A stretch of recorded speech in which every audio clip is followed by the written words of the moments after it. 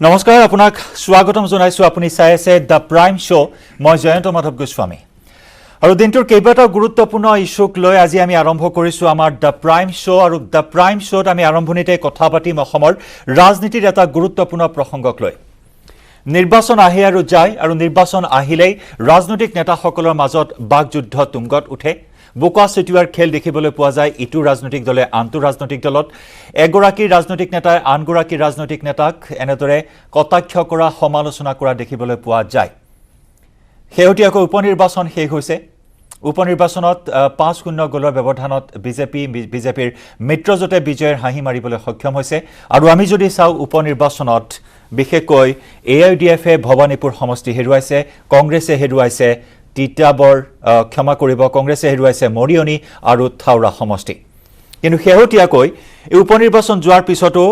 প্ৰত্যেকটো ৰাজনৈতিক দলৰ মাজতে বাকযুদ্ধ অব্যাহত আছে ৰাজনৈতিক নেতাৰ মুখচুপতি অব্যাহত আছে আৰু শেহতীয়াকৈ চৰ্চা লাভ কৰিছে বিজেপিৰ সংখ্যালঘু এগৰাকী নেতাৰ কিছু মন্তব্যক লৈ বিজেপিৰ এগৰাকী সংখ্যালঘু নেতা তেওঁ হৈছে হুনাই সমষ্টিৰ প্ৰাক্তন বিজেপিৰ বিধায়ক বিধানসভাৰ প্ৰাক্তন উপাধ্যক্ষ আমিনুল হক লস্কৰ আৰু আমিনুল হক লস্কৰে কেৱল মাত্ৰ নিউজ 18 অসম নৰ্থ ইষ্টৰ সন্মুখত কেতবোৰ বিস্ফোৰক অভিযোগ উত্থাপন কৰিছে এআইডিএফৰ বিৰুদ্ধে হয় এআইডিএফৰ বিৰুদ্ধে কেতবোৰ বিস্ফোৰক অভিযোগ উত্থাপন কৰিছে সংখ্যালঘু নেতাগৰাকীয়ে বিজেপিৰ এই সংখ্যালঘু নেতাগৰাকীয়ে কি অভিযোগ উত্থাপন কৰিছে অত্যন্ত মন কৰিবলগীয়া কেতবোৰ অভিযোগ উত্থাপন কৰিছে ইতিমধ্যে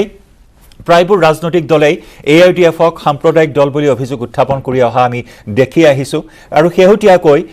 আমিনুল হক লস্কৰেও একমাত্ৰ নিউজ 18 অসম নৰ্থ ইষ্টৰ আগত এক্সক্লুসিভলি এইখিনি বিস্ফোৰক অভিযোগ উত্থাপন কৰিছে এআইডিএফৰ বিৰুদ্ধে এআইডিএফ কেৱল সাম্প্ৰদায়িক দলেই নহয় এআইডিএফ এটা ব্যৱসায়িক দল এআইডিএফে আগতে আতৰৰ ব্যৱসায় কৰিছিল আগৰৰ ব্যৱসায় কৰিছিল এতিয়া সমষ্টিৰো ব্যৱসায় কৰে এআইডিএফে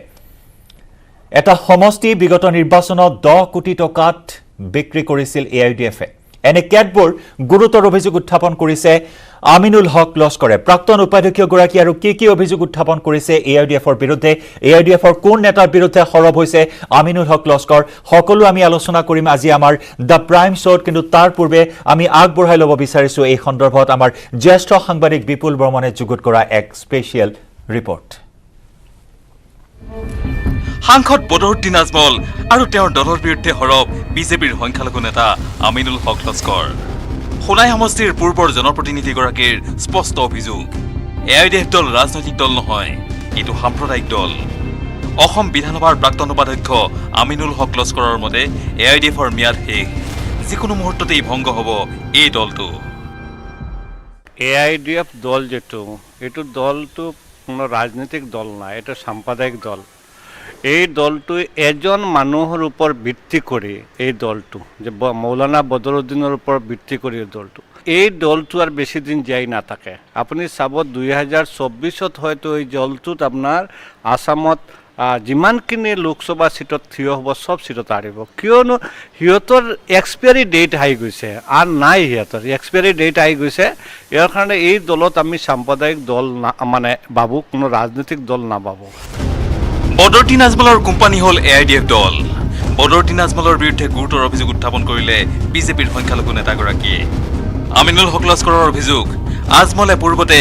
আগৰ আৰু আতৰৰ ব্যৱসায় কৰিছিল এতিয়া সমষ্টিত টিকটৰ ব্যৱসায় কৰে বিগত নিৰ্বাচনত হাইলাকান্দিৰ এটা সমষ্টি আজমলে 10 কোটি টকাত বিক্ৰী কৰা বুলিও অভিযোগ তুলিলে আমিনুল হক লস্কৰে বদৰুদ্দিন সাহেবে আমি সবেও জানো যে আগৰৰ ব্যৱস্থা কৰে আগৰ আতৰৰ ব্যৱস্থা কৰে এতিয়া 2006ত যেতিয়া এআইডিএফৰ দলৰ জন্ম দিলে তেতিয়া টিকেট বেপাৰ কৰি ষ্টাৰ্ট কৰিছিলে এইবাৰ আপুনি দেখিছে কৰিং হাইলাকান্দিৰ এটা সিটত 10 কোটি টকা বেচিলে প্ৰত্যেকটা যিবিলাক ক্যান্ডিডেট যেতিয়া আহিছিলে সিহঁতৰ মনত খুব আছে এতিয়াও খুব আছে তে ঠিক মানে টাকা দিয়া টিকেট লৈ আহি জিতিয়া আহিছে আগৰৰ ব্যৱসায়ত তেনে এইটো ব্যৱসায়ত ভাল ব্যৱসায় এটা কাৰণে এই ব্যৱসায়টো জীয়াই ৰাখাৰ কাৰণে হে চাব কিন্তু ৰাইজে এই দলত দেখিব 2024ত চেক কৰি দিব বিজেপি দলে নিৰ্বাচনত কংগ্ৰেছ আৰু এআইডিএফক ধৰাশায়ী কৰিছে বিভিন্ন সমষ্টিত এআইডিএফৰ প্ৰাৰ্থীৰ আমানতৰ ধন বাজেয়াপ্ত হৈছে ইয়াৰ উপৰিও আজমলৰ দলে কাৰ ভোট পায় সেই কথাও ক'লে বৰাকৰ শাসকীয় নেতাগৰাকীয়ে কংগ্ৰেছ আৰু UDF দুটা দল একত্ৰিত হৈ আমাৰ লগত যুঁজ লৈছে, তথাপিও আমি এবছলিউট মেজৰিটি পাইছোঁ। সিহঁতৰ অৱস্থাটো কি হৈছে, ইয়াৰ কাৰণে ৰাইজে দুটা দলক প্ৰত্যাখ্যান কৰিছে। আৰু বিশেষ কৰি আপুনি চাব এই বাই ইলেকশ্যনত AIDFৰ অৱস্থাটো কেনেকুৱা হৈছে। সিহঁতৰ চিটিং MLA আছিলে, তাতে চিটিং MLA ভৱানীপুৰত তাতে জামানত বাজেয়াপ্ত হৈছে। ইয়াৰ কাৰণে ৰাইজে প্ৰত্যাখ্যান কৰিছে। আপুনি চাব এই দলটো বেছি দিন নাথাকে। উল্লেখযোগ্য, সোণাই সমষ্টিত আমিনুল হক লস্কৰে AIDFৰ কৰিমুদ্দিন বৰভূঞাৰ হাতত পৰাস্ত হৈছিল। এইগৰাকী কৰিমুদ্দিন বৰভূঞাই ভুৱা শিক্ষাগত প্ৰমাণপত্ৰ দিয়াৰ অপৰাধত তেওঁৰ বিধায়ক পদ খাৰিজ কৰিব লাগে বুলিও আমিনুল হক লস্কৰে ন্যায়ালয়ৰ কাষ চাপিছে। বিপুল বৰ্মনৰ report, news 18 Assam north east.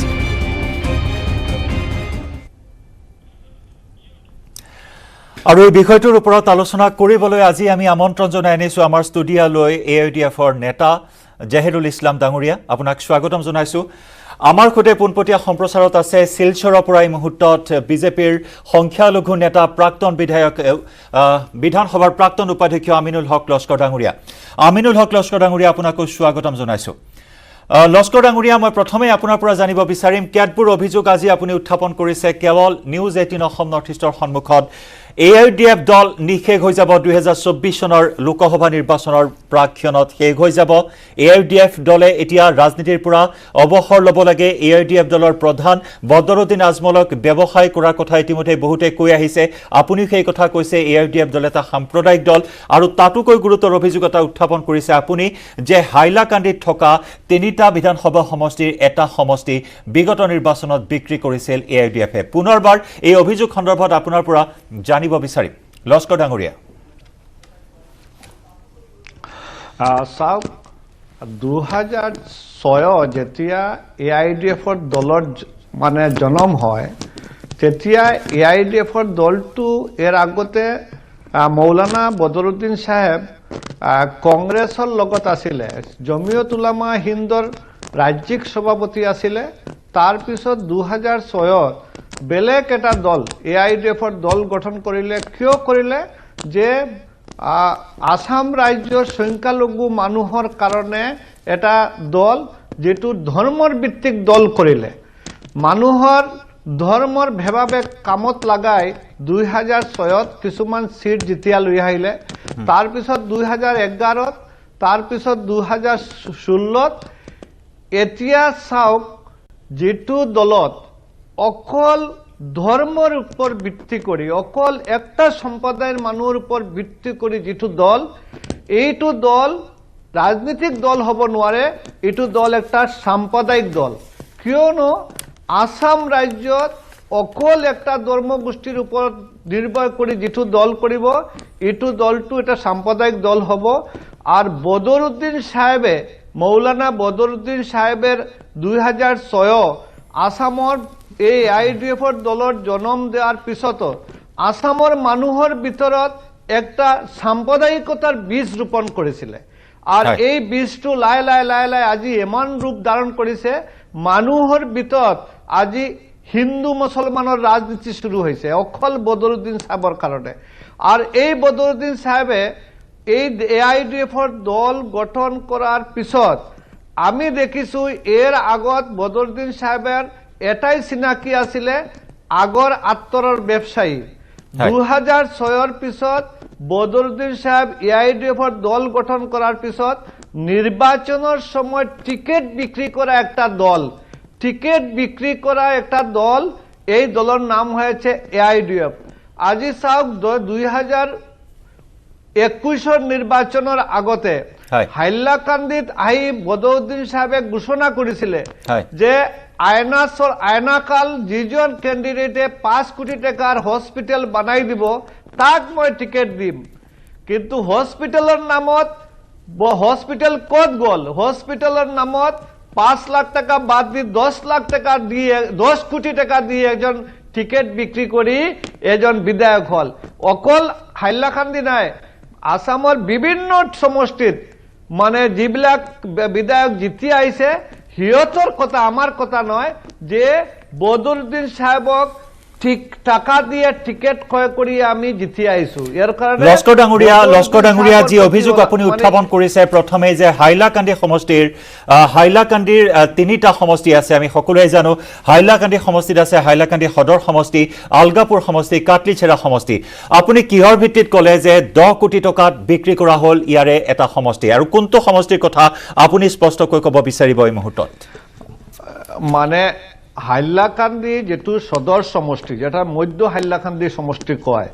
এই মধ্য হাইলাকান্দি সমষ্টিৰ ক্যান্ডিডেটৰ পৰা আমি শুনিছো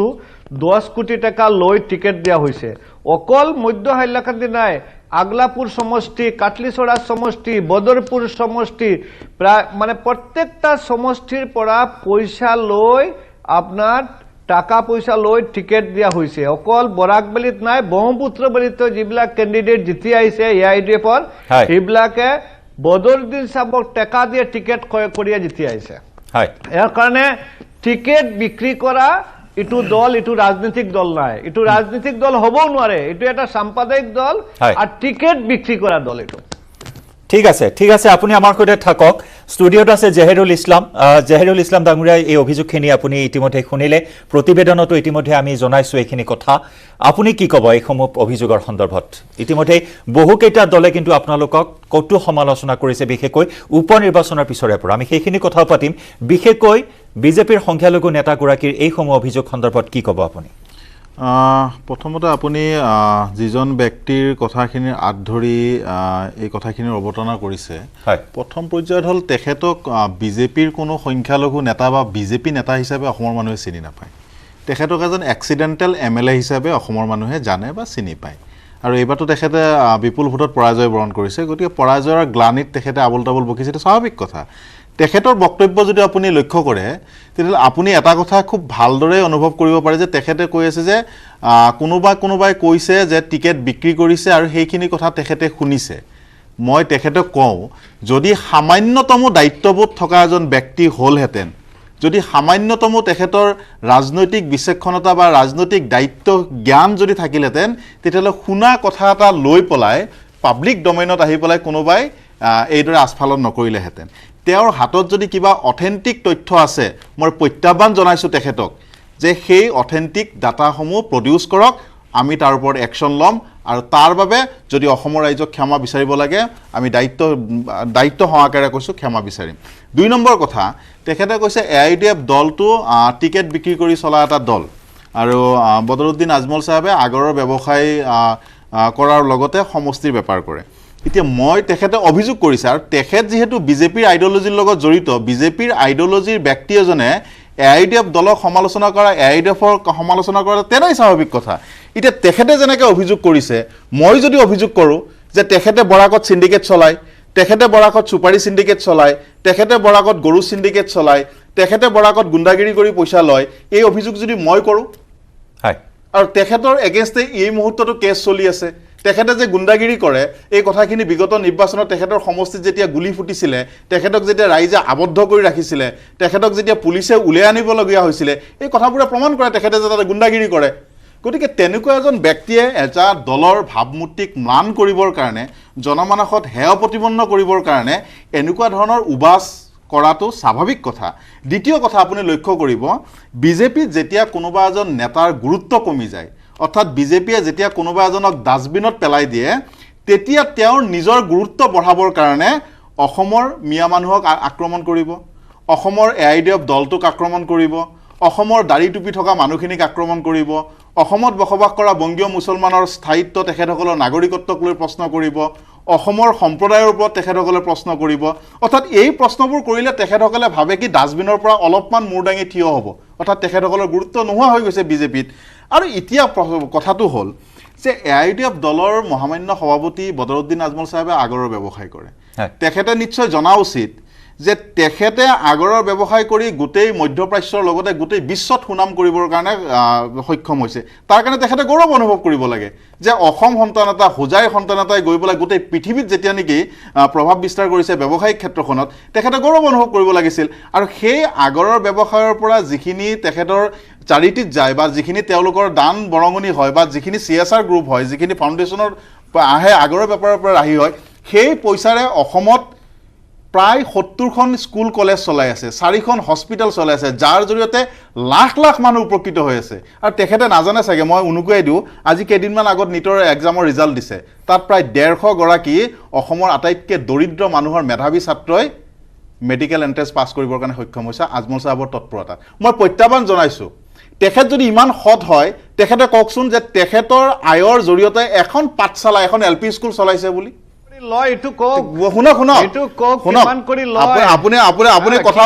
আপুনি কৈ থাকোঁতে মই কোৱা নাই নহয়, সঁচা কথাবোৰ সহ্য কৰক, সঁচা কথাবোৰ সহ্য কৰক। আৰু বিজেপিয়ে AIDF দলক সাম্প্ৰদায়িক বুলি কোৱাটো এইটো বাতুলমিক বাহিৰে অন্য একো নহয়। বিজেপিয়ে AIDF সাম্প্ৰদায়িক বুলি কোৱাটো এইটো বাতুলমি হয়, কাৰণ আপোনালোকে ধৰ্মৰ ভিত্তিত ৰাজনীতি কৰে, আমিতো ধৰ্মৰ ভিত্তিত ৰাজনীতি কৰা নাই। আপোনাক চেলেঞ্জ কৰিছোঁ, AIDF দলৰ এনেকুৱা এটা বক্তব্য দেখুৱাই দিয়ক যিটো বক্তব্যৰ জৰিয়তে অসমৰ কোনোবা সম্প্ৰদায়ৰ বিৰুদ্ধে আমি অৱস্থান কৰিছোঁ, অসমৰ কোনোবা ধৰ্মীয় উপাসনাস্থলীৰ আমি আক্ৰমণ কৰিছোঁ, অসমৰ কোনোবা ধৰ্মীয় আবেগক আমি আঘাত কৰিছোঁ। আপোনাক প্ৰত্যাহ্বান জনাইছোঁ, পাৰিব আপুনি? তাৰ বিপৰীতে আপুনি কওক, বিজেপিৰ কথা কৈ আছোঁ, শুনক, আপোনাৰ বিজেপিৰ কথা কৈ আছোঁ। আপুনি কৈছে যে AIDF দলে সমষ্টি বিক্ৰী কৰে, মই কৈছোঁ বিজেপি দলে গোটেই দেশৰ সম্পত্তি বিক্ৰী কৰি আছে, তাৰ টেক্সৰ টকাৰে আপোনালোকে চলে, লাভ বিলাসিতা কৰে, জনসাধাৰণৰ টেক্সৰ টকাৰে দেশৰ পাব্লিক প্ৰপাৰ্টি গঢ়ি উঠিছে, আৰু সেই প্ৰপাৰ্টিবোৰ এটা এটাকে বিক্ৰী কৰিবৰ কাৰণে আপোনালোকৰ তাত লাজ নালাগে? এইবিলাক কথা 2006 চনত আপোনাৰ দৰে ব্যক্তিয়ে AIDFৰ টিকেট বিচাৰি আহিছিল। 2006 চনত আপোনাৰ দৰে ব্যক্তিয়ে AIDFৰ টিকেট বিচাৰি দুৱাৰে দুৱাৰে ঘূৰিছিলে, তেতিয়া AIDF সাম্প্ৰদায়িক নাছিলে, তেতিয়া AIDF সাম্প্ৰদায়িক নাছিলে।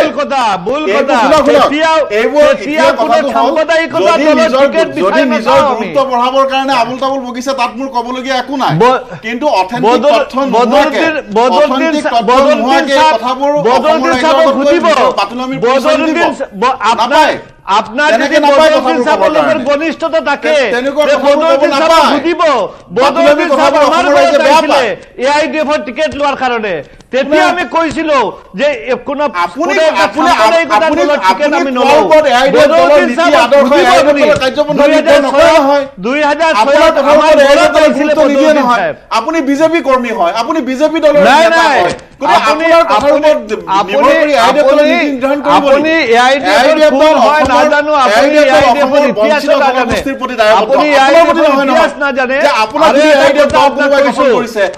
কথা মতে AIDF দল চলিব, আপোনাৰ কথা মতে AIDF দলে নীতি নিৰ্ধাৰণ কৰিব, আপুনি কোন হয় AIDF দলৰ কাৰণে? AIDF দল অসমৰ বঞ্চিত জনগণৰ পক্ষত আপোনাৰ দৰে ব্যক্তিয়ে যিমানেই যি কওক তাৰ কথা তিলমাত্ৰ গুৰুত্ব নিদিয়ে। ভবানীপুৰৰ আপোনালোকৰ দলৰ বিধায়ক আছিলে, থাকিব পাৰে, ভবানীপুৰত আমাৰ দলৰ বিধায়ক আছিলে, আপোনালোকৰ বিভিন্ন জায়গাত হাৰিছে, আপোনালোকৰ বিভিন্ন জায়গাত হাৰিছে, কি ডাঙৰ কথা? নিৰ্বাচন হয়ে হৰাজিকাৰ কাৰণে, বিধায়ক আছিলে, নিৰ্বাচন হয় হৰাজিকাৰ কাৰণে। আপুনিতো বিজেপিৰ এমএলএ, আপুনি কিয় হাৰিলে? শুনক, আপুনি কিয় হাৰিলে? আৰু হৰাজিকাৰ থাকে নিৰ্বাচন, তাৰ কাৰণে ৰাইজে কাৰোবাক বেয়া পাইছে, প্ৰত্যাখ্যান কৰিছে, কাৰোবাক ভাল পাইছে, আপুনি কৈছো যে আপুনি বিভ্ৰান্ত নকৰিব। নহয়, ৰাইজে প্ৰত্যাখ্যান কৰিছে, এইখিনি অভিযোগতে উত্থাপন কৰিছে, অসমৰ ৰাইজে AIDFক প্ৰত্যাখ্যান কৰিছে। লগতে আন এটা অভিযোগ তেওঁ কৰিছে যে খিলঞ্জীয়া মুছলমানে AIDFক ভোট নিদিয়ে, বাংলাদেশী মূলৰ ভোটাৰসকলেহে ভোট দিয়ে AIDFক, এইখিনি অভিযোগতে উত্থাপন কৰিছে। এওঁলোকৰ মন মগজুত সদায় এটা বস্তু এওঁলোকে মানে ক্ৰিয়া কৰি থাকে, সেইটো হ'ল স্বদেশী বিদেশী, হিন্দু মুছলমান, জাত পাত বৰ্ণ ধৰ্ম। এওঁলোকৰ ৰাজনীতি কৰাৰ বেলেগ কোনো আহিলাই নাই। এওঁলোকৰ জন্মই হ'ল ধৰ্মৰ ওপৰত ভিত্তি কৰি, এওঁলোকৰ কথা বতৰা কাম কাজ হ'ল সাম্প্ৰদায়িক, এওঁলোকৰ সকলোবোৰ কথা বতৰা জনগোষ্ঠীক ডিভাইড এণ্ড ৰুল পলিচি কৰা। গতিকে এওঁলোকে অন্য সমন্বয়ৰ কথা পাতিব পাৰিব নেকি? সংহতিৰ কথা এওঁলোকে জানে নেকি? এওঁলোকে নাজানে। কিন্তু এইখিনিতে আন এটা প্ৰসংগ মই উল্লেখ কৰিবই লাগিব, জাহিৰুল ইছলাম ডাঙৰীয়া। হয়, লস্কৰ ডাঙৰীয়া, আহিম আপোনাৰ কাষলৈ আহিম। আন এটা প্ৰসংগ এইখিনিতে উল্লেখ কৰিব লাগিব, কেৱল বিজেপিয়ে বা বিজেপিৰ সংখ্যালঘু এগৰাকী একমাত্ৰ নেতাগৰাকী নহয়। বিগত সময়ছোৱাত দেখিছোঁ যেতিয়াই মহাজোঁট বন্ধনৰ পৰা আপোনালোকক আঁতৰাই পঠোৱা হ'ল, তেতিয়াৰ পৰাই কিন্তু কংগ্ৰেছেও আপোনালোকক সমালোচনা কৰি আহিছে, কটাক্ষ কৰি আহিছে। কংগ্ৰেছৰ কাৰ্যকৰী সভাপতি জাকিৰ হুছেইন সিকদাৰে শেহতীয়াকৈ সৰব হৈছে AIDFৰ বিৰুদ্ধে, বদৰুদ্দিন আজমলৰ বিৰুদ্ধে। ব্যৱসায় কৰা ভাল, এতিয়া ৰাজনীতিৰ পৰা তেওঁ অৱসৰ লোৱা উচিত, এইখিনি কথাও তেওঁ উল্লেখ কৰিছে। সমান্তৰালকৈ কৈছিল যে AIDFৰ ভৱিষ্যত UMF-ৰ দৰে হ'ব। এই ভৱিষ্যৎবাণীও এটা সময়ত হেনো প্ৰাক্তন মুখ্যমন্ত্ৰী প্ৰয়াত ভূমিধৰ বৰ্মনে কৰি থৈ গৈছিল গতিকে সেইখিনি কথা তেওঁ উনুকিয়াইছিল UMF-ৰ দৰে হ'বলৈ গৈ আছে নেকি AIDF সিকদাৰ ডাঙৰীয়া জনা উচিত যে যি সময়ত কংগ্ৰেছৰ অসমত ভৰপক শাসন চলি আছিলে যেতিয়া কংগ্ৰেছৰ জয় জয় ময়ময় অৱস্থা আছিলে আৰু সেই সময়ত এই কংগ্ৰেছক চ্যালেঞ্জ কৰিয়ে AIDF দলৰ জন্ম হৈছিলে আৰু 2006 চনতে AIDF-এ যি সময়ত তেওঁলোকৰ জয়যাত্ৰা অব্যাহত আছিলে যতেই হাত দিছিলে ততেই তেওঁলোকৰ জয় জয় আছিলে সেই সময়ত AIDF দলে 10 জনকে MLA জিকিছিলে পৰৱৰ্তী সময়ত 2009 চনত AIDF-এ MP জিকিলে 2014 চনতো কংগ্ৰেছৰ চৰকাৰ তাৰ পিছত আমি তেতিয়া 3 জনকে MP জিকিছো 2011 চনত কংগ্ৰেছৰ জয় জয় ময়ময় অৱস্থা 18 জনকে MLA জিকিছো গতিকে তেওঁলোকে এতিয়া আত্মসন্তুষ্টি লোৱাৰ বাহিৰে অন্য তেওঁলোকৰ উপায় নাই আজি কংগ্ৰেছে AIDF-ক চাব দেই এই সময়ত নীতিগতভাৱে কংগ্ৰেছে কাৰ লগত যুদ্ধ কৰিব লাগিছিল কথাবোৰ অসমৰ ৰাইজে বুজি পাইছে তথাপিতো মই কৈ আছো যে এই সময়ত বিজেপিয়ে যি সময়ত এটাৰ পিছত এটাকে জনবিৰোধী নীতি লৈ আছে বিজেপিয়ে যেতিয়া এটাৰ পিছত এটাকে দেশৰ সম্পত্তি বিক্ৰী কৰি আছে বিজেপিয়ে এটাৰ পিছত এটাকৈ যেতিয়া নেকি জনবিৰোধী আঁচনিৰ জৰিয়তে অসমৰ জাতি জনগোষ্ঠীৰ মাজত দুনিয়াৰ অশান্তিৰ সৃষ্টি কৰি আছে সেই মুহূৰ্তত কংগ্ৰেছে নীতিগতভাৱে বিজেপিৰ বিৰুদ্ধে হুঁচাৰ হ'ব লাগিছিল কিন্তু কংগ্ৰেছে হৈছে কাৰ বিৰুদ্ধে AIDF-ৰ বিৰুদ্ধে গতিকে এই কথাটো প্ৰমাণ কৰে যে এই সময়ত কংগ্ৰেছ যাৰ কাৰণে আপোনালোকে AIDF হেৰুৱাবলগীয়া হ'ল কংগ্ৰেছ এই সময়ত ইমান দুৰ্বল যে তেওঁলোকৰ ইমানখিনি সাহস নাই যে বিজেপিৰ বিৰুদ্ধে তেওঁলোকে হুঁচাৰ হওক বিজেপিৰ কথাবোৰত তেওঁলোকে সমালোচনা কৰক এতিয়া AIDF দল তেওঁলোকে দেখিছে এটা কিন্তু তাৰ পিছতো অসমৰ ৰাইজে কিন্তু বিজেপিক আস্থাত লৈছে মই কৈছো কি কংগ্ৰেছৰ বিফলতাৰ কাৰণেতো বিজেপিক আস্থাত লৈছে যদি মই এক কথাত ক'ব যাওঁ তেওঁলোকক যদি সফল হলহেঁতেন তেওঁলোকৰ যদি দুৰ্নীতি নাথাকিলহেঁতেন তেওঁলোকৰ যদি ভ্ৰষ্টাচাৰ নাথাকিলহেঁতেন তেতিয়াহ'লে এটা কথা সঠিক কিন্তু অসমৰ ৰাইজে বিজেপিক ভাল পাই পেলাই শাসনত বহোৱা নাছিলে অসমৰ ৰাইজে কংগ্ৰেছৰ অত্যাচাৰ আৰু দুৰ্নীতি ভ্ৰষ্টাচাৰত অতিষ্ঠ হৈহে বিজেপিক শাসনত আনিছিলে এই কথাখিনি অসমৰ ৰাইজে জানে আমিও জানো এই সময়ত কংগ্ৰেছৰ নৈতিক দায়িত্ব আছিল যে বিজেপিৰ জনবিৰোধী নীতিৰ তীব্ৰ প্ৰতিবাদ কৰা তাৰ সুচাৰ হোৱা ৰাইজৰ দুৱাৰে দুৱাৰে যোৱা আৰু এইবোৰ কথা বতৰাবোৰৰ জৰিয়তে এক ৰাজনৈতিক পৰিৱৰ্তন আনা কিন্তু এই ক্ষেত্ৰত কিন্তু উপনিৰ্বাচনতো কংগ্ৰেছেও বাৰুকৈ ব্যৰ্থ হৈছে আপোনালোকো ব্যৰ্থ হৈছে আপুনি আপাৰ আসামৰ নিৰ্বাচন চাওক কংগ্ৰেছে আপাৰ আসামত একেবাৰেই ধুলিচ্ছাত হৈ গ'ল এতিয়া যদি কংগ্ৰেছে ভাবিছে যে নহয় অসমৰ সংখ্যালঘু অধিকৃত অঞ্চলৰ এইগিটা সমষ্টিক লৈ কংগ্ৰেছৰ আৰু এটা সময়ত কিন্তু তৰুণ গগৈ হুইজ বদৰুদ্দিন কোৱাৰ বাবে উজনি অসমত কিন্তু কংগ্ৰেছক আস্থাত লৈছিল ৰাইজে সেই কথাও আমি নৈ কৰিব নোৱাৰো আহিম আপোনাৰ এই প্ৰসংগলৈ আহিম মই লস্কৰ ডাঙৰীয়া আপোনাৰ কাষলৈ পুনৰবাৰ আহিছো আন এটা গুৰুতৰ অভিযোগ উত্থাপন কৰিছে AIDF-ৰ এগৰাকী নেতাৰ বিৰুদ্ধে কৰিমউদ্দিন বৰভূঞা বিগত নিৰ্বাচনত আপোনাৰ নিকটতম প্ৰতিদ্বন্দ্বী আছিল তেওঁৰ হাতত আপুনি পৰাস্ত হৈছে আৰু তেওঁৰ শিক্ষাগত অৰ্হতাক লৈ আপুনি প্ৰশ্ন উত্থাপন কৰিছিল ইতিমধ্যে ন্যায়ালয়ৰ বিচাৰাধীন হৈ আছে এই বিষয়টো গুৱাহাটী উচ্চ ন্যায়ালয়ত আপুনি ইতিমধ্যে এই বিষয়টো গোচৰাধীন হৈ আছে গতিকে তেনেস্থলত কিহৰ বাবে এই অভিযোগ অনা হ'ল বা কিহৰ আপোনাৰ পৰা সেই অভিযোগ সন্দৰ্ভত পুনৰ এবাৰ জানিব বিচাৰিম কৰিমউদ্দিন বৰভূঞাৰ শিক্ষাগত অৰ্হতাক লৈ আপোনাৰ কিয় এই প্ৰশ্ন হয় গোস্বামীদা আমি এইটো কোৱাৰ অলপ আগতে আমাৰ জহুৰুল হক ডাঙৰীয়া এটা অভিযোগ আনিছে মোৰ বিৰুদ্ধে যে 2016ত মই এক্সিডেণ্টেল MLA আপোনাৰ হয়তো মানে এইটোৰ ওপৰত কোনো অধ্যয়ন নাই নহ'লে এইটো আপুনি নকলেহেঁতেন যে 2016ত মই 44,000 ভোট পাই মই বিধায়ক হৈছিলোঁ আর 2021ত আমি 52,000 ভোট পাইছো যে আমার ভোট বাড়িছে আপনালোকে ধর্মর ডাক দি আপনালোকের কুরআন মসজিদ এইবিলাক দি ভোট মানে আপনার পোলারাইজেশন করি আপনালোকের জিতিছে কিন্তু এটা কথা আপনার মনে রাখিব যে আমি এক্সিডেন্টাল MLA নাই আপোনালোকৰ সমষ্টিৰ যিবিলাক MLA আপোনাৰ ভবানীপুৰত যোৱা 2021ত কিমান ভোট পাইছিলে আৰু 2021ত বাই ইলেকশ্যনো আপোনালোকৰ সিকিউৰিটি বাজেয়াপ্ত হৈছে আজকে গোসাইগাঁৱত আপোনালোকৰ সিকিউৰিটি বাজেয়াপ্ত হৈছে আজকে বৰক্ষেত্ৰীত আপোনালোকে 2021 কিমান বুট পাইছিলে সৰু ক্ষেত্ৰীত কিমান বুট পাইছিলে হয়তো আপোনাৰ জানা নাই ইয়াৰ কাৰণে আপোনাক কৈছো যে আমি এক্সিডেন্টাল এমএলএ নাই আমি দীর্ঘ হয়তো আপনার জানা নাই 2001ত আমি সোনাই সমষ্টিত প্রতিদ্বন্দ্বিতা করেছিল 2006 করেছিল এর কারণে 2016ত করে আমি বিধায়ক হয়েছিল কিন্তু আপনাক কৈছো যে আপনালোকৰ যিবিলাক বিধায়ক সেই বিধায়কবিলাক হল এক্সিডেন্টাল বিধায়ক কিয়নো আপনালোকৰ যিবিলাকৰ বিধায়কৰ মানে টাকা দিয়া টিকেট লৈছে টিকেট দিছে হিয়তক কব এতিয়া ইলেকশন খেলিলে সিকিউরিটি ফরফিটেড হব এটা কথা আপনালোকৰ আমাৰ গোস্বামী দা এটা কথা কৈছে আপুনি যে আমাৰ কৰিমউদ্দিন বৰবুইয়াৰ বিৰুদ্ধে কিয় আমি কেস কৰিছো ইলেকশন পিটিশন হাইকোৰ্টত কৰিছো হিয়তৰ ক্যান্ডিডেট কৰিমউদ্দিন বৰবুইয়া 2016ত ফ্ৰম 26ত কৈছিলে যে 1987ৰ হায়াৰ সেকেন্ডাৰী পাস কৰিছে জিসি কলেজৰ পৰা আৰু সিভিল ইঞ্জিনিয়াৰিং পাস কৰিছে এটা গুড়গাঁও এটা ইঞ্জিনিয়াৰিং কলেজৰ পৰা যেতিয়া আৰটিআই মাৰিয়া দেখা হল যে যেটো ইঞ্জিনিয়াৰিং কলেজৰ পৰা মানে সিভিল ইঞ্জিনিয়াৰিং পাস কৰিব কৈছে এই ইঞ্জিনিয়াৰিং কলেজটো ইন্ডিয়াতো নাই সমস্ত বিশ্বত ইঞ্জিনিয়াৰিং কলেজটো নাই তাৰ পিছত হায়াৰ সেকেন্ডাৰি পাস যেটো কলেজৰ পৰা কৰিছে যে শিলচৰৰ জিসি কলেজে আৰটিআই ৰিপ্লাই দিছে যে হয় 1987 কৰিমউদ্দিন বৰবুইয়া হায়াৰ সেকেন্ডাৰিত এপিয়াৰ কৰিছিলে কিন্তু অল সাবজেক্ট ফেল কৰিছে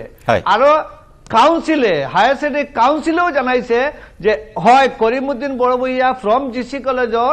হায়াৰ সেকেন্ডাৰি এপিয়াৰ হৈছিলে কিন্তু অল সাবজেক্ট ফেল কৰিছে তাৰ পিছত আপনাৰ মিৰাটৰ চৌধুৰী চৰণ সিং ইউনিভাৰ্সিটিৰ পৰা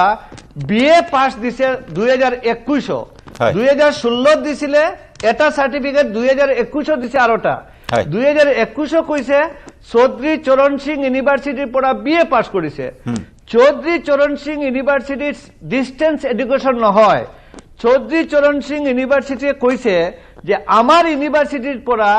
বিএ কোর্স নাই আমার আন্ডারে যিবিলাক কলেজ আছে তাতে বিএ কোর্স হয় আমার এতে মাস্টার ডিগ্রি আর করিমউদ্দিন বৰবুইয়া সান অফ ৰহিমউদ্দিন বৰবুইয়া এই নামৰ কোন পৰীক্ষাৰ্থী 2019 আমাৰ ইউনিভাৰ্সিটিত নাই কৰিমউদ্দিন বৰবুইয়া আৰটিআই কৰি পোৱা তথ্য অনুসৰি আপুনি এইখিনি কথা জানিব পাৰিছে অৰ্থাৎ সংগতি নথকা শিক্ষাগত অৰ্হতা দাখিল কৰা হৈছিল এফিডেভিট দাখিল কৰা হৈছিল মই আহিম জহিৰুল ইছলাম ডাঙৰীয়া আপোনাক কাষলৈ আহিম আপুনি এই অভিযোগৰ প্ৰত্যুত্তৰ দিব পাৰিব মই সুযোগ দিম আপোনাক কিন্তু তাৰ পূৰ্বে আমি দ্য প্ৰাইম শ্বট ল'ব লাগিব এটি বাণিজ্যিক বিৰতি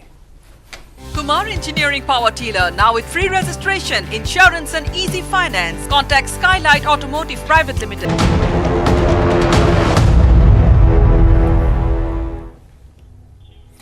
বিৰতিৰ পিছত পুনৰ স্বাগতম আপুনি চাই আছে দ্য প্ৰাইম শ্ব' মই জহিৰুল ইছলাম ডাঙৰীয়া আপোনাৰ কাষলৈ আহিছোঁ শিক্ষাগত অৰ্হতাক লৈ ইতিমধ্যে ন্যায়ালয়ৰ দ্বাৰস্থ হৈছিল আমিনুল হক লস্কৰ ডাঙৰীয়া AIDFৰ জেনেৰেল ছেক্ৰেটাৰী কৰিমউদ্দিন বৰভুইয়াৰ বিৰুদ্ধে এই গুৰুতৰ অভিযোগ ইতিমধ্যে উত্থাপন হৈছিল যদি এফিডেভিটৰ ওপৰত বেছ কৰি তেখেতে কথাখিনি কৈ আছে আপুনি যদি অকল আমাৰ বিধায়কজনৰ কথাই নহয় আৰু বিভিন্ন যদি চাই এফিডেভিটত বিভিন্নজনৰ বিসংগতি ধৰা পৰে আৰু বাকি যেটো তেওঁ অভিযোগ কৰিছে সেই অভিযোগটো ইতিমধ্যে বিচাৰাধীন হৈ আছে কিছুদিন পিছত তাৰ জল পটপটকে অসমৰ ৰাইজে গম পাব তেতিয়া তেখেতৰ ৰিয়েকশন কি হ'ব নহব হেতু পিছত দেখা যাব বাকি মই তেখেতক এটা কথা কওঁ যে তেখেতে আমাৰ বিধায়কজনৰ বিষয়ে যিমানখিনি খসৰা মেলা কৰিছে তেখেতসকলৰ এন্টায়াৰ পলিটিক্যাল সায়েন্সত মাস্টাৰ ডিগ্ৰী কৰাজনৰ বিষয়ে অলপ আৰটিআই কৰকচোন তেখেতৰ শিক্ষাগত অৰ্হতা কিমান আছে হেখিনো তেখেতে জানি লোৱাটো ভাল অসমৰ ৰাইজক জনোৱাটো ভাল ভাৰতৰ ৰাইজক জনোৱাটো ভাল এন্টায়াৰ পলিটিক্যাল সায়েন্সৰ ব্যক্তিজনে কৰপৰা পলিটিক্যাল সায়েন্স কৰিলে কোন কলেজত পঢ়িছিলে এলপি স্কুল ক'ত গৈছিলে হায়াৰ সেকেন্ডাৰী ক'ত গৈছিলে কলেজ ক'ত গৈছিলে এই কথাখিনি তেখেতে ভাৰতৰ মানুহক জনালে ভাল অসমৰ মানুহক জনালে ভাল সময়ত গম পাম আপোনালোকৰ দুইজন বিধায়কৰ ওপৰত কেছ চলি আছে কোন দুইজন বিধায়কৰ দুজন বিধায়কৰ ওপৰত কেছ চলি আছে কোন দুইজন বিধায়ক এজন আগলাপুৰ হাইলাকান্দি ডিষ্ট্ৰিক্টৰ আগলাপুৰ সমষ্টিৰ নিজামুদ্দিনৰ বিৰুদ্ধত কেছটো আপোনাৰ ওপৰতো চলি আছে কেছটো আপোনাৰ ওপৰতো আছে আপোনালোকৰ যদি শৰ্ট কেছটো আপোনাৰ ওপৰতো আছে হেতু কেছ না কেছ আপোনাৰ ওপৰতো আছে শিক্ষাগত অৰ্হতা নিয়া কেছ নাই মই কলো কি আপুনি আমাৰ বিধায়কৰ শিক্ষাগত অৰ্হতাৰ লগত লাগি থাকিব নালাগে লাগক কথা নাই কিন্তু লগতে আপোনাৰ এন্টায়াৰ পলিটিক্যাল সায়েন্সত যিয়ে মাস্টাৰ ডিগ্ৰী কৰিছে তেখেতৰ তথ্যখিনি জনাওক আমিতো ভাল পাম জনাওক আপুনি সেইখিনি পাৰিব সেইখিনি জনাব পাৰিব আছে সিমানখিনি সাহস আমি ওয়েলকাম কৰিছো আপুনি কৰক আপুনি কেছ কৰিছে আপুনি ন্যায়ালয়ত লৈ গৈছে ভাল কথা কিছুদিন পিছত ন্যায়ালয়ে তাৰ জবাব দিব লগতে আপোনাক এটোও কওঁ যে এন্টায়াৰ পলিটিক্যাল সায়েন্সত মাস্টাৰ ডিগ্ৰী কৰাজনৰো সাৰ্টিফিকেটৰ কথা অসমৰ ৰাইজক ভাৰতৰ ৰাইজক জনাওক তেতিয়া ভাল পাম আমি তেতিয়া ভাল পাম আমি তেতিয়া গম পাম আপুনি কৰক না আপুনিতো খুচৰি আছে কাৰ কোবাৰ শিক্ষাগত অৰ্হতা কি আছে কি নাই কি কথা ভাল কথা আপুনি কৰক লগতে এইটো কৰিবৰ কাৰণে আমি আপোনাক আহ্বান জনাইছো কৰকচোন নিশ্চয় নিশ্চয়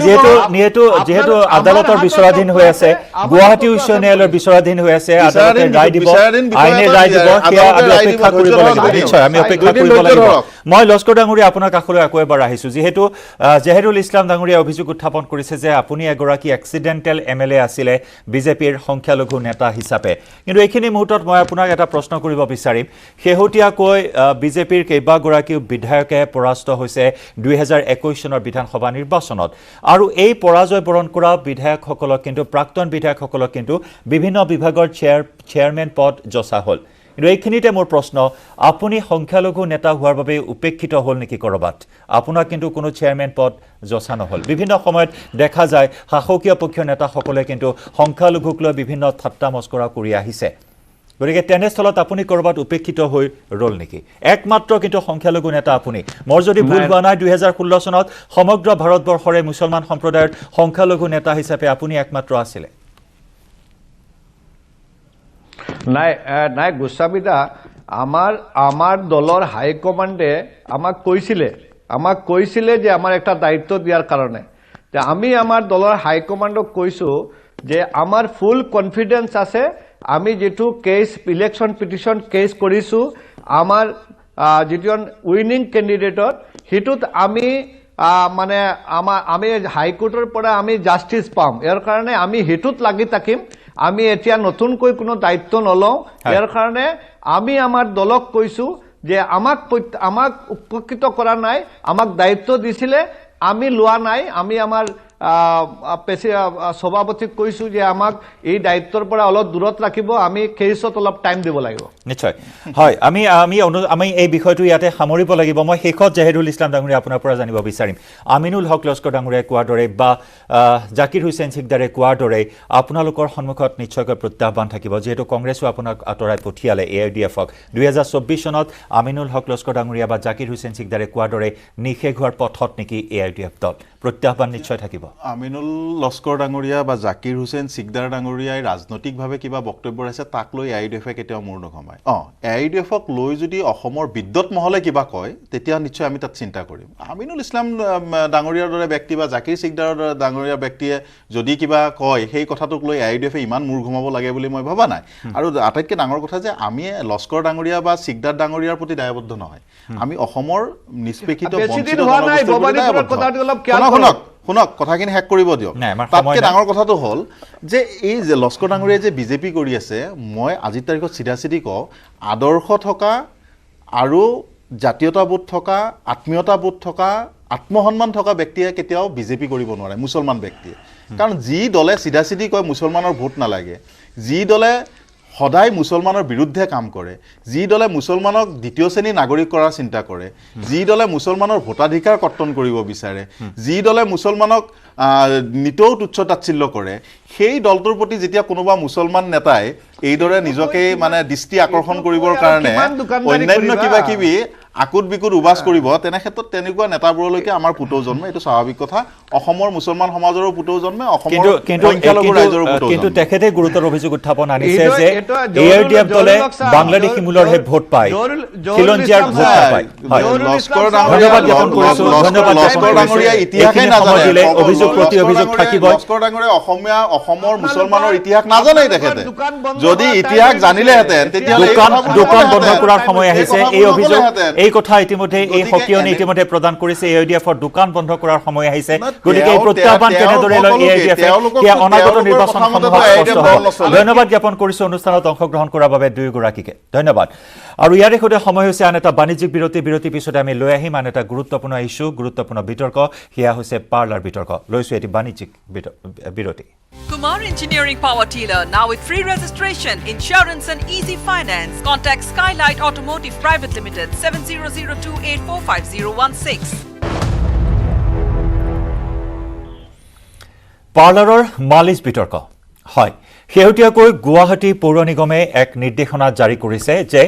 পাৰ্লাৰসমূহত সমলিংগই মালিচ বা মাছাজ কৰিব নোৱাৰিব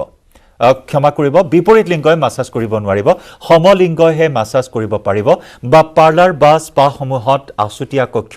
থাকিব নোৱাৰিব এনে কেতবোৰ নিৰ্দেশনা জাৰি কৰা হৈছে অভিযোগ যে পাৰ্লাৰ স্পাসমূহত অনৈতিক অসামাজিক কাৰ্যকলাপ চলি আহিছে যাৰ পৰিপ্ৰেক্ষিতত এনেকুৱা ধৰণৰ এক সংস্কাৰৰ ব্যৱস্থা কৰা হৈছে পাৰ্লাৰ স্পাসমূহত আৰু এই নিৰ্দেশনাৰ পিছতে এতিয়া ক্ষোভ প্ৰকাশ কৰিছে পাৰ্লাৰ ব্যৱসায়ীসকলে পাৰ্লাৰত স্পাত চেলুনত কৰ্মৰত কৰ্মচাৰীসকলে আজি প্ৰতিবাদ সাব্যস্ত কৰিছে মহানগৰীৰ লতাশিল খেলপথাৰত প্ৰতিবাদ সাব্যস্ত কৰি তেওঁলোকে ক্ষোভ প্ৰকাশ কৰিছে আমি প্ৰথমে তেওঁলোকৰ মন্তব্য শুনাই ল'ব বিচাৰিছো সৰকাৰ নিয়ম ফলো কৰি আমাৰ কোনো প্ৰবলেম নাই কিন্তু আমি সেইখিনি নিয়ম ফলো কৰিবলৈ যাওঁতে আমি আমাৰ ষ্টাফ আমি ৰাখিব নোৱাৰো এইখিনি ষ্টাফ আমি এৰি দিব লাগিব কাৰণ আমাৰ ছোৱালীয়ে ছোৱালীক টাচ কৰিব লাগিব লৰাই লৰাক টাচ কৰিব লাগিব এতিয়া আমাৰ ছোৱালীখিনিয়ে যদি ছোৱালীক টাচ কৰিলে আমাৰ ইমান ছোৱালী প্ৰয়োজন নাই দুজনী ৰাখিলে হ'ল আৰু লৰাক আমি ৰাখিবলৈ হ'লে আমাৰ ইয়াতে কোনটো ইনষ্টিটিউট আছে যে ইয়াতে লৰাই ইয়াতে ট্ৰেইনিং ল'ম আমাৰ অসমীয়া ল'ৰা কোনটোৱে কি জানে সেই ল'ৰাখিনি আমি এতিয়া আনিব লাগিব বিহাৰ পঞ্জাৱ তো বহিৰাগত বাহিৰৰ জেগাৰ মানুহ আনি ইয়াত সংস্থাপন দিব লাগিব এতিয়া আমাৰ থলুৱা মানুহখিনি আমি কি কৰি খাম আমাৰতো পাৰ্লাৰবিলাকত এনেকুৱা কৰ্ম চলা নাই আৰু যদি তেনেকুৱা অপকৰ্ম হয় বুলি চৰকাৰে গম পাইছে আজি ইমান দিনে কি কৰি আছে সেইখিনি কিয় ধৰিবলৈ অহা নাই ন্যায়ালয়ৰ দ্বাৰস্থ হ'ব লাগিব আমি আইনীভাৱে আমি চৰকাৰক আমি অনুৰোধ জনাম আমি অনুৰোধ জনাম যাতে আমাৰ আগলৈকে আমাৰ স্মাৰক পত্ৰ মেমৰেণ্ডাম দি পেলাই কি হয় চাওঁ আৰু আমাৰ বিশ্বাস আছে আমাৰ এই মুখ্যমন্ত্ৰীয়ে আমাৰ ফালে চাব সেইখিনি আমাৰ বিশ্বাস আছে কাৰণ কিয় আমি উঠাইছো এখন চৰকাৰ আমাৰে মৰমৰ দাদা মৰমৰ মামা আমাৰে মৰমৰ তেখেতে আমাক যদি নাচায় আমাক কোনে চায় আৰু এই মুহূৰ্তত আমি ষ্টুডিঅ'লৈ আমন্ত্ৰণ জনাই আনিছোঁ দুগৰাকীকৈ পাৰ্লাৰ ব্যৱসায়ী আমাৰ সৈতে আছে জানমণি দাস আৰু আমাৰ সৈতে আছে কল্যাণ দত্ত আপোনালোক দুয়োগৰাকীকে আমি স্বাগতম জনাইছোঁ আমাৰ দ্য প্ৰাইম শ্ব'ৰ মাজলৈ মই জানমণি দাস আপোনাৰ কাষলৈ আহিছোঁ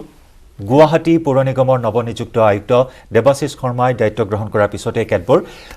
পৰিকল্পনা গ্ৰহণ কৰিছে কেতবোৰ নিৰ্দেশনা জাৰি কৰিছে গুৱাহাটীক লৈ বহু পৰিকল্পনা আছে বহু আঁচনি আছে তাৰ ভিতৰত এনেকুৱা এটা নিৰ্দেশনা জাৰি কৰা হ'ল আৰু তাৰ পিছতে আজি লতাশিলৰ খেলপথাৰত প্ৰতিবাদ সাব্যস্ত কৰিলে আপোনালোকে কি অসন্তুষ্টি আছে এই নিৰ্দেশনাত আপোনালোকৰ হয় আমাৰ প্ৰথম কথা হৈছে কি আমি চৰকাৰে যিখিনি নিৰ্দেশনা জাৰি কৰিছে আমাৰ তাত কোনো আপত্তি নাই আমি সেইখিনি আপত্তি কৰা নাই কিন্তু আমি এইখিনি ফলো কৰিবলৈ যাওঁতে এতিয়া আমাৰ সম্পূৰ্ণ ষ্টাফখিনি আমি যিখিনি আছে হয়তো গোটেইখিনি ল'ব নোৱাৰোঁ তাৰে যদি 12জন ষ্টাফ আছে আমি 3জন ৰাখিব লাগিব আৰু যদি কিছুমানৰ হয়তো তাতকৈ কম আছে যদিও 7জন থাকিলে 2জন ৰাখিব এনেকুৱা কথা কিছুমান আহি পৰে তো গতিকে আমি ষ্টাফখিনি আমি এৰি দিব লাগিব আৰু ষ্টাফখিনি এৰি দিয়াৰ লগে লগে আজি সেয়া ৰাস্তাত তেওঁলোকে আমি কোৱাৰ লগে লগে আজি তেওঁলোকে ৰাস্তাত ওলাই যাবলৈ বাধ্য হৈছে চৰকাৰক নিবনুৱাৰ মানে এতিয়া কৰ্মসংস্থাপন বিচাৰি গৈছে তেওঁলোকে তো এনেকুৱা ধৰণৰ কথা বতৰা হৈছে আমি মানে সেইখিনি লৈ পেলাই আমি অলপমান অসন্তুষ্টি প্ৰকাশ কৰিছোঁ হয় গুৱাহাটীত প্ৰায় 5 শতাধিক স্পা চেলুন ইউনিচেক্স পাৰ্লাৰ আছে গতিকে তেনেস্থলত প্ৰায় লক্ষাধিক লোক তাত কৰ্মৰত হৈ আছে আপোনালোকে কি কয় যে এই নিৰ্দেশনা জাৰি হোৱাৰ পিছত প্ৰযোজ্য হোৱাৰ পিছত বলবৎ হোৱাৰ পিছত কিমান লোক কৰ্মবিমুখ হৈ পৰিব পাৰে আমাৰ অকল গুৱাহাটীতে আপুনি যদি চাই ইউনিচেক্স পাৰ্লাৰ আপোনাৰ ধৰি লওক 800 মান চাগে হ'ব পাৰে 800 মান আছে 800ৰ ভিতৰত আপোনাৰ এখন পাৰ্লাৰত যদি আপুনি 12টাকেও আপুনি যদি ষ্টাফ ৰাখে মানে ৰাখিছে তো তেতিয়াহ'লে আপুনি হিচাপ কৰি চাওকচোন কিমান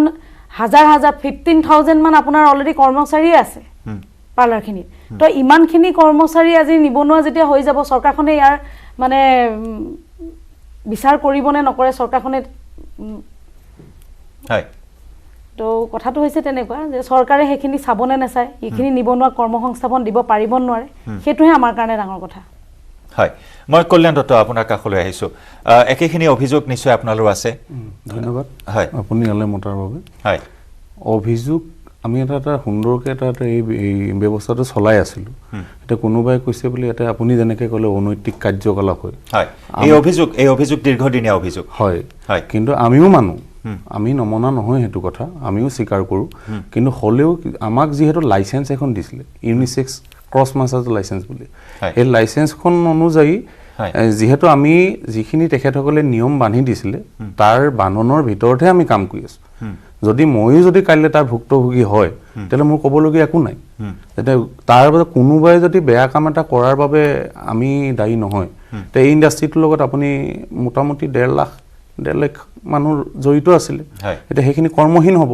বৰ্তমান অসমৰ এই খৰাং পৰিস্থিতিত আপুনি নিজে জান 3 বছৰ আপোনাৰতো লকডাউনেই গ'ল আমাকতো চৰকাৰে এনে সুবিধা দিয়া নাই নহয় যে 3 বছৰ আমি লাইচেঞ্চ নলওঁ বা আমাৰ ঘৰৰ মালিকে এতিয়া মোৰ 40,000 টকা ভাড়া ঘৰৰ মালিকেতো 1 টকাওতো ভাড়া আপোনাৰ কমাই লোৱা নাই যেটো লাইটৰ বিললৈকেতো লৈছে এটা ফিক্স লাইটৰ চাৰ্জ এটা আছে হেতুটো আমাক কোনো এটো ডিসকাউন্ট দিয়া নাই চৰকাৰে দিয়া নাই চৰকাৰেতো মালিকেই দিয়া নাই মালিকক নিদিলে চৰকাৰে কোপা দিব মানে চৰকাৰে নিদিলে মালিকে কোপা দিব এটা প্ৰথম কথা হল কি আমি বিচাৰিছিলো যে উভয়ক তেখেতসকলে যেটো গাইডলাইন এখন উলাইছে তাতে লিখিছে ট্ৰান্সপাৰেন্ট গ্লাছ মানে মাসাজ কৰাৰ ক্ষেত্ৰত এতিয়া আপুনি চক যদি আমাৰ লগতে অকল মাসাজে নহয়তো তাত আমাৰ তাত আপোনাৰ বিউটিৰ হেয়াৰ বিউটি মেকআপ আপোনাৰ যিখিনি পেডিকিউৰ মেনিকিউৰ ওয়্যাক্সিং তাতেতো আপোনাৰ মহিলাও যায় যদি আপোনাৰ ওপেন স্পেস এটাত যদি তেনেকে কেনেকে মহিলাই কমফৰ্ট পাব এটা মাসাজটো জানিবা ঠিক আছে আমি মাসাজটো ওপেনে কৰি দিলো তে তাত কোনবা মহিলা এগৰাকী বা জেন্টস এজনে ল'ব পাৰিব জানো ইমান ওপেন কে লৰাই দিয়ালো মই কিন্তু জানো ছোৱালীয়ে দিলে তেখেতে যেটো মানে গাইডলাইনত লিখিছে যে ওপেন স্পেস মানে কেবিন না লাগে তেতিয়াহলে তেনেহলে আমাৰ ব্যৱসায়বিলাক চলিব জানো হয় অলপ মানে আমাৰ মাননীয় দাদা মুখ্যমন্ত্ৰী তেখেতে অলপ চিন্তা কৰক তেখেতৰ চিন্তা ধৰাবিলাক অলপ মানে আজিৰ ডেটত খুব ওপৰত আমালৈ সক অলপ আমিও কি কৰি খাম অসমীয়া লৰাহে আমি তে আমাৰ লগতে কিমান কৰ্মচাৰী জড়িত হৈ আছে তেখেতসকলে অলপ চিন্তা চৰ্চা কৰি অলপ আমাক অলপ সহযোগ কৰক অলপ কিবা শিথিলতা আনক আমি মঞ্জুৰ আছো যদি কিবা তাৰ মাজত যদি এখিনি মানিব লাগে মঞ্জুৰ আছো না যিখিনি ট্ৰান্সপাৰেন্সি ৰখাৰ কথা কৈছে আছুতীয়া কক্ষতাত থাকিব নোৱাৰিব অৰ্থাৎ আপুনি কোৱামতে তাত প্ৰাইভেচি নাথাকে এইখিনি হয় তাৰমানে এগৰাকী যেতিয়া মহিলা আহিব সেই মহিলাগৰাকীক ধৰক আমি পেডিকিউৰ কৰো বা মেনিকিউৰ কৰো আপোনাৰ বডি পলিচিংও আছে এনেকুৱা ধৰণৰ ফেচিয়েল কৰিলো কিবা কৰিলো তেতিয়া সেই ৰুমৰ ভিতৰত তেখেতক আমি তো কাপোৰ কানি খুলিয়ে আমি তেখেতক সেই ট্ৰিটমেন্টখিনি দিব লাগিব তো তেনেকুৱাতে যদি ইউনিসেক্স পাৰ্লাৰ যেহেতু এজন পুৰুষো আহিব পাৰে সেই পুৰুষজন আৰু কৈও দিছে যে ৰিসেপশনৰ পৰা গ্লাছৰ হ'ব লাগিব ৰিসেপশনৰ পৰা যদি দেখি থাকে সেই সময়তে যেতিয়া এজন পুৰুষ আহিব সেই পুৰুষজনৰ ওচৰত সেই মহিলাগৰাকী কিমান কমফৰ্ট ফিল কৰিব প্ৰথম কথা হৈছে এটো আৰু পুৰুষজনেও বা কি ভাবিব আমি এতিয়া তেনেকুৱাত না পুৰুষ আহিব না মহিলা আহিব আমাৰ ব্যৱসায় স্থানত তো গতিকে আলটিমেটলি মানে কি আমাৰ পাৰ্লাৰ বিলাক আসলতে বন্ধ কৰাৰে এটা চেষ্টা কৰিছে তো সেইখিনি বস্তু ডাইৰেক্টলি কোৱা হলে ভাল আছিল মানে এতিয়া এইখিনিয়ে অনুভৱ কৰি আছো যে এনেকুৱা কিছুমান সিস্টেম দি পেলাই আমাক মানে বিমূৰত পেলাই দিছে আমি খুলিবও পৰা নাই আৰু কৈছে যে অনুজ্ঞাপত্ৰবিহীন পাৰ্লাৰ বিলাক বন্ধ কৰিব অনুজ্ঞাপত্ৰবিহীন পাৰ্লাৰ বিলাক ঠিক আছে বন্ধ কৰক আমাৰ তাত কোনো আপত্তি নাই কিন্তু যিখিনি আমাৰ অনুজ্ঞাপত্ৰ আছে লাইসেন্স আছে বৈধ সেইখিনি আমি এতিয়া কি কৰিম সেইখিনিও তো আমাৰ একে অৱস্থাই হৈছে সেইবোৰতো আমাৰ না কাস্টমাৰ আহিব না আমি মানে কি কৰিম এতিয়া আমাৰ ওচৰত কোনো মানে ৰাস্তাই নাই আমি একদম হেৰি না ষ্টাফৰ মুখলৈ আজি আমি কৰ্মচাৰী মুখলৈ চাব পাৰিছো অনাৰ হিচাপে না আমি আমাৰ নিজৰ ঘৰখনৰ মুখৰ ফালে আমি চাব পাৰিছো আমাৰ কৰ্মখিনি যেতিয়া গুচি যাব আমাৰ যেতিয়া ব্যৱসায়খিনি গুচি যাব আমি কাইলৈ কি কৰি খাম আৰু এতিয়া যিখিনি অৱস্থা এতিয়া যিখিনি চলি আছে এতিয়াতো দেখিব আছে আপোনালোকে নিউজত আৰু আমিও দেখিছো প্ৰত্যক্ষ কৰিছো যে এনেকুৱা কিছুমান জেগাটো মানে কিছুমান ছোৱালী যুৱতী ওলাই যাবলগীয়া হৈ গৈছে য'ত নেকি যুৱতী কেতিয়াবা যে এনেকৈ অসমৰ যুৱতী এইবিলাকত আগবাঢ়ি যাব সিদিনাখন আমি নিউজত দেখিলোঁ তো সেইখিনি কথা কল্পনাৰে বাহিৰত হয় তো এতিয়া যদি ইমানখিনি যদি মানুহ যদি এনেকুৱা নিবনুৱা হ'বলৈ হয় এওঁলোকে কি পন্থা বাছি ল'ব তাৰ কোনো ঠিক নাই নিশ্চয় বিভিন্ন দিশ নিশ্চয় পৰ্যালোচনা কৰিছে যাৰ পৰিপ্ৰেক্ষিতত এনেকুৱা ধৰণৰ নিৰ্দেশনা জাৰি কৰিছে এই বিষয়ে আমি কথা পাতিবলৈ চেষ্টা কৰিম আপোনালোকৰ মনৰ কথা আমি শুনিম এইখিনি মুহূৰ্তত আমি আন এটা বাণিজ্যিক বিৰতি ল'ম বিৰতিৰ পিছত আৰু আপোনালোকৰ কিছু অভিযোগ আছে অসন্তুষ্টি আছে সেই বিষয়ে আমি পুনৰ কথা পাতিম লৈছো আন এটি বাণিজ্যিক বিৰতি Engineering Power Dealer now with free registration, insurance and easy finance. Contact Skylight Automotive Private Limited 7002845016. বিৰতিৰ পিছত পুনৰ স্বাগতম আপুনি চাই আছে দ্য প্ৰাইম শ্ব'ত আমি কথা পাতি আছো পাৰ্লাৰৰ মাছাজ বিতৰ্কৰ কথা আৰু আজি প্ৰতিবাদস্থলীত দেখিবলৈ পোৱা হৈছিল আপোনালোকে আন এক অভিযোগ উত্থাপন কৰিছিল পাৰ্লাৰ স্পা ইউনিসেক্স সেলুনসমূহৰ বিৰুদ্ধে বা যি নীতি নিৰ্দেশনা জাৰি কৰা হৈছে হিয়া কিন্তু অভিজাত হোটেল 5 ষ্টাৰ হোটেলসমূহৰ ক্ষেত্ৰত কিন্তু একেই নিয়ম বা নীতি নিৰ্দেশনা তাত নাই কি ক'ব নহয় আমাৰ যিটো নীতি নিৰ্দেশনা বা অৰ্ডাৰ ওলাইছে সেইটো ক্ষেত্ৰত হোটেলত যেহেতু আপোনাৰ তেখেতসকলৰ নিজাববীয়া এখন স্পা থাকে সেই স্পাটো তেতিয়াহ'লে ল'ৰা আৰু ছোৱালী এনেকুৱা কৰিব লাগিব যেহেতু তাৰ আমাৰ ক্ষেত্ৰত যিটো নিয়ম আছে তেখেতসকলৰ ক্ষেত্ৰত কৰক আৰু এতিয়া জিমত যেনেকৈ আপোনাৰ ইনষ্ট্ৰাক্টৰ ল'ৰা থাকে লেডি এগৰাকী জিম কৰিবলৈ গ'লে ইনষ্ট্ৰাক্টৰজন বিশেষকৈ পুৰুষ হয় তেতিয়াহ'লে সেইবিলাক বস্তুটো নজৰ কৰক বেলেগ বেলেগকৈ তেতিয়াহ'লে মানে আমাৰ ক্ষেত্ৰত ইমান মানে হেৰি হ'লে নহ'ব ন সকলো ক্ষেত্ৰতে সাধাৰণ যিবিলাক হেৰি সেইবিলাক সকলো ক্ষেত্ৰতে প্ৰযোজ্য কৰক আমি এগ্ৰী আছোঁ তেতিয়া এতিয়া এই সম্পৰ্কত আমাৰ মাননীয় মুখ্যমন্ত্ৰী মহোদয়ে অলপ বস্তুটো নজৰ কৰক যে আমাৰ এই মানুহখিনিতো চব অসমীয়া মানুহ আমিতো বাহিৰৰ নহয় আমি ইমান দিন চলি আছিলোঁ যদি কিবা আমাৰ ভুল হৈছে তেতিয়াহ'লে আমাক শুধৰণি হ'বলৈ আমাক হেৰি দিয়ক জানমণি দাস আপোনাৰ কাষলৈ আহিছোঁ কি ক'ব শেষত মানে কি আৰু এটা কথা মাজতে মই পটককৈ কৈ লওঁ মানে কি এতিয়া ধৰক আমাক কৈছে যে ল'ৰাই ল'ৰাক কৰিব ছোৱালীয়ে ছোৱালীক কৰিব ল'ৰাটোতো আমাৰ অসমত তেনেকুৱা ট্ৰেইনাৰ নাই আৰু আমাৰ এই ব্যৱসায়ৰ লগত জড়িত মানে নায়েই ক'লেও বেয়া নহয় আমি বৰ্হি ৰাজ্যৰ পৰাই আনিব লাগিব বিহাৰৰ পৰাই হওক পাঞ্জাবৰ পৰাই হওক বা বাহিৰৰ যিকোনো জেগা তাৰ পৰাই আমি আনিব লাগিব এতিয়া মানে আমাৰ চৰকাৰখনে হয়তো কি এইটো ভাবিছে নেকি যে আমি বাহিৰৰ মানুহ আনি পেলাই ইয়াতে সংস্থাপন দিম থলুৱা তো আমাৰ এই থলুৱা মানুহখিনিৰ কি হ'ব সেইখিনি বস্তু আচলতে চৰকাৰে অকণমান চিন্তা কৰি চোৱাটো আমি বিচাৰোঁ আৰু আমাৰ যিহেতু মাননীয় মুখ্যমন্ত্ৰী হিমন্ত বিশ্ব ডাঙৰীয়া আমিতো ডাইনেমিক এজন মুখ্যমন্ত্ৰী আমি পাইছোঁ গতিকে তেখেতে আমাক মানে এইখিনি সুন্দৰভাৱে চিন্তা কৰি আমাৰ কাৰণে কিবা পজিটিভ কিবা এটা ভাবিব বুলি আশা ৰাখিলোঁ তেওঁৰ ওপৰত আৰু নহ'লেতো আৰু আমি মানে আমাৰ উপায়েই নাই সেইকাৰণে আপোনালোকৰ চেনেলৰ জৰিয়তে আমি মুখ্যমন্ত্ৰী ডাঙৰীয়াক আমি ৰিকুৱেষ্ট কৰিছোঁ তেওঁ যাতে আমাৰ কাৰণে অকণমান চিন্তা কৰে বাকী সকলো নিবনুৱা কৰ্মচাৰীখিনিৰ কাৰণেও চিন্তা কৰে এতিয়াতো তেওঁলোকক আমি নহ'লে আমি পাৰ্লাৰ বন্ধ কৰি ৰাখিছোঁ আৰু কাইলৈৰ পৰাতো টোটেলি বন্ধ হৈ যাব তো অকণমান যেন চিন্তা কৰে আমাৰ কাৰণে সেইটো আশা কৰিছোঁ এটা সুদুত্তৰ বিচাৰিছোঁ এতিয়া আপোনালোকে নীতি নিৰ্দেশনা পালন কৰিবনে নাই নীতি নিৰ্দেশনা আমি পালন কৰিম কিন্তু তাৰ মাজতে আমাৰ যিটো উভয়ক সেই বস্তুটো হৈ আছে নাই নীতি নিৰ্দেশনা আমি পালন কৰিম নীতি নিৰ্দেশনা পালন যে কৰিম আমি এতিয়া ল'ৰা আনিব লাগিলে বাহিৰৰ পৰা নিজৰ ষ্টাফখিনি ওলাই দিব লাগিলে আৰু যি ডিগ্ৰী চাৰ্টিফিকেট বিচাৰিছে থেৰাপিষ্টৰ আমাৰ অসমত কোনখন ইনষ্টিটিউট এনেকুৱা আছে যে ইয়াতে শিকিব কোনোবাই শিকি পেলাই এখন ডিগ্ৰী চাৰ্টিফিকেট বাহিৰ কৰি উলিয়াই আনিব আৰু আমাৰ ইয়াৰে যিখিনি ষ্টাফ আছে সেইখিনিয়ে পাৰ্লাৰৰ লোকৰ কাম দেখি শিকিছে তেওঁলোকৰ ইমানখিনি পঢ়া শুনাও নাই